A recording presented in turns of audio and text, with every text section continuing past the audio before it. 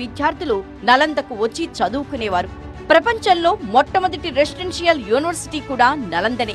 ఇక్కడ సీటు దొరకటం అంత ఈజీగా అయ్యేది కాదంటారు.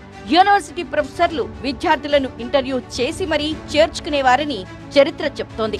అందుకే ఎంతో మంది సైంటిస్టులను తయారు చేయగలిగింది. ప్రపంచానికి జీరోని పరిచయం చేసిన ఆర్యభట్ట నలంద యూనివర్సిటీలో ప్రొఫెసర్. చంద్రుడి వెలుగులకు కారణం సూర్యుడేనని చెప్పిన మొదటి వ్యక్తి కూడా ఆర్యభట్టనే.